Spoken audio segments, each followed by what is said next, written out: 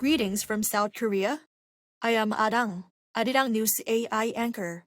Here is the news making headlines today.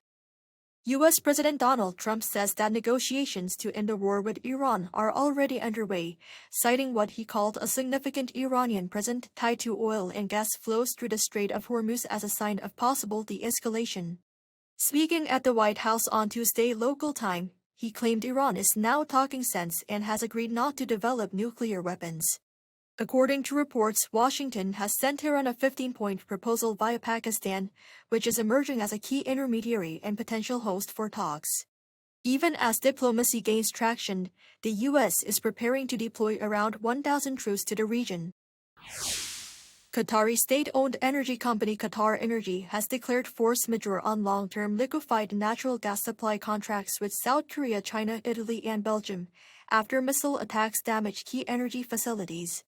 Strikes last week targeted installations belonging to the company in Ras Laffan, disrupting operations and affecting approximately 17% of Qatar's exports. The clause allows companies to suspend contractual obligations when unforeseen events make performance impossible. Qatar's energy minister said repairs to the damaged LNG facilities could take 3 to 5 years. The South Korean government will launch an emergency task force to help cushion the economy against the impact of the Middle East crisis.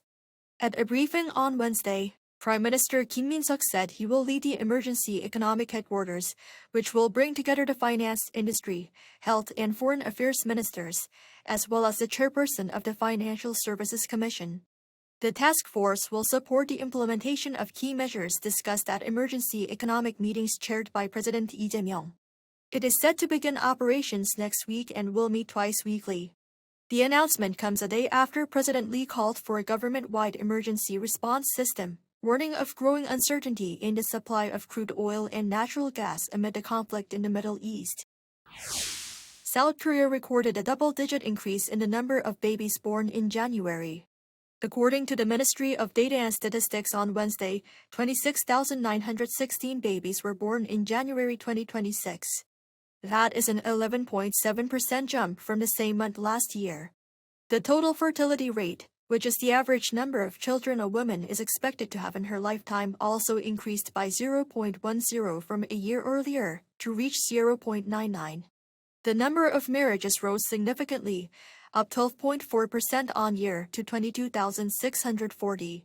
Meanwhile, there were 32,454 deaths in January, down by 17.6% on year. Despite the increase in births and decrease in deaths, the country's population still saw a natural decline of 5,539 as deaths continue to outpace births. On the cultural front, Netflix says 18.4 million viewers worldwide tuned in to watch BTS's comeback stage during the live broadcast of BTS Comeback Live Arirang on Saturday. According to Netflix on Tuesday, the program ranked in the weekly top 10 in 80 countries while reaching number 1 in 24 countries including South Korea, Mexico, and Japan. The figures include audiences who watched the initial live feed as well as those who streamed the performance again within the following day. That is all from me today. Thank you for watching.